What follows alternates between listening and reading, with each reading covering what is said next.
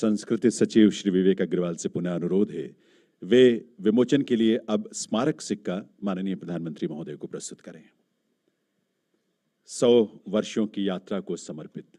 100 रुपए की राशि का ये स्मारक सिक्का, जिसे भारत सरकार के कोलकाता स्थित टकसाल में तैयार